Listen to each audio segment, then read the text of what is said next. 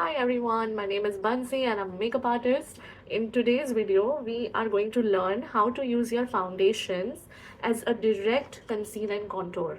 Okay, sometimes when we use our conceal and contour on top of our foundations, it just gives too much of layering. Okay, and this looks more natural. It's more like a one layer makeup kind of a thing, you can say. So right now I'm priming my face. I have already moisturized it, don't worry. I already finished moisturizing my skin and I just primed it, and now let's start with the foundation part. So we are going to begin with contouring, okay? I'm going to take a darker foundation and I'm just going to apply on the areas where I want to contour. So the cheek contour, which is the beginning of your ear towards your mouth, I have explained a detailed contouring in my previous reels, so go check that out if you haven't already. Remember, your contour blends upwards, not lower than this. Remember that. Basic fundamental of contouring, of cheek contouring, it blends upwards, not lower than your contour line. And now, of course, blending it upwards, dabbing motion. Always remember this one, blending into the hairline, as you can see. Now I know what this looks like at this point, but trust the process. Trusting the process, always trusting the process is the key. Patience is the key. Trusting the process is the key. The lighter foundation is going to go in the concealing areas. You have to have medium coverage, okay? For all these kinds of makeup which are only one layer, you have to have at least medium coverage of the products that you are using, because light coverage products will not work. It will look very messy and very patchy. All I'm doing is just filling up the gaps from where I have not put my contour, right here for instance. And I'm kind of also setting a boundary for my contour, because when I was blending my contour, it kind of went everywhere. It kind of went even at the places where I did not want my contour to be.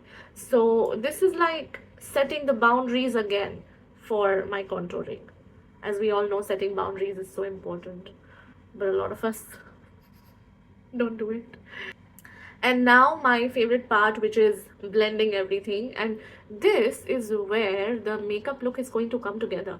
Okay, the key here is to use the correct shades of foundation, and you can see I'm blending pretty quickly, so you have to be fast. You can't let your foundation dry where it is.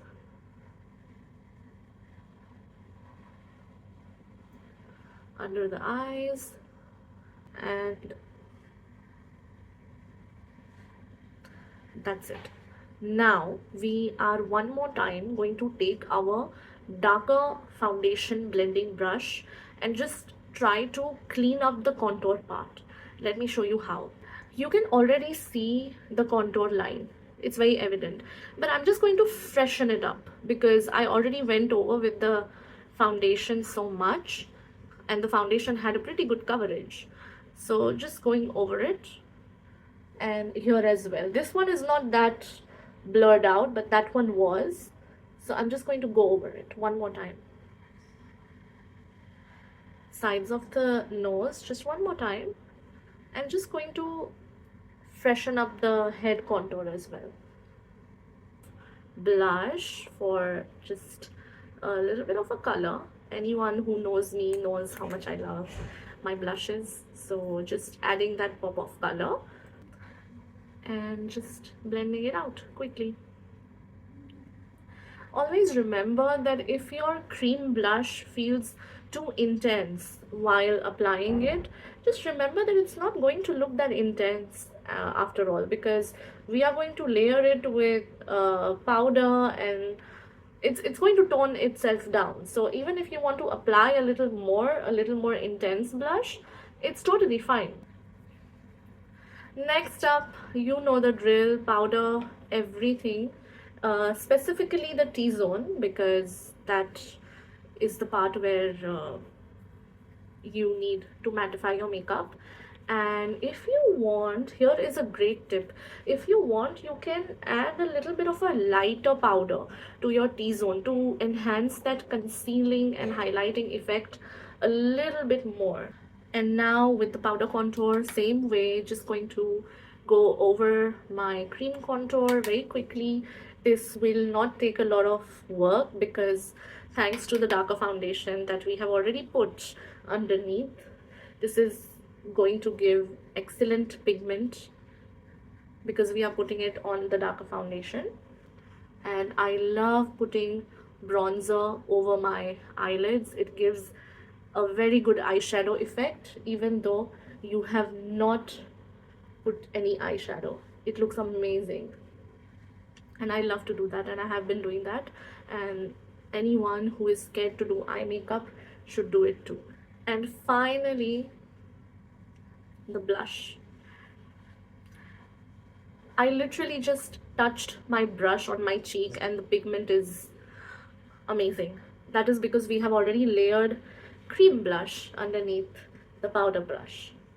So always remember, if your cream products are well blended and well placed under your powder products, even if you want to go wrong with your powder products, you will not be able to, because the pigment is going to pop up only where the cream product is. Okay, doing my brows with my mascara wand as I do it in every video. Mascara. Do not forget your lower lash, okay? Be careful, but do not skip it. I see so many girls, they have beautiful voluminous upper lash line, but then there is like foundation powder stuck on the lower lash. Why are you not doing it here? Why are you skipping it? Be careful, but don't skip it. If you're scared, be careful. Go really close to the mirror, make weird faces, do what you have to do, but don't skip it. Okay, so I finished doing my lips off camera because my battery is about to die. I have to quickly conclude the video. So this is the final look.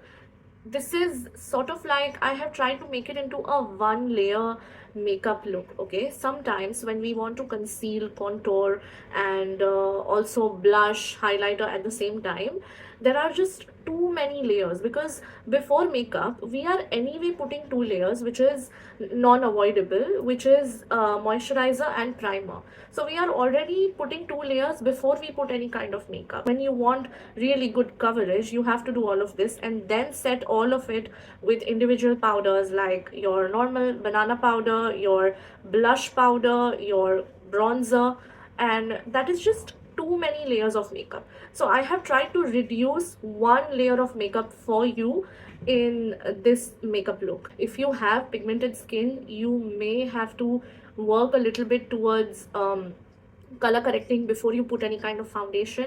But if you don't, if you have a clear skin, this is a great method, okay, to cut down one whole layer.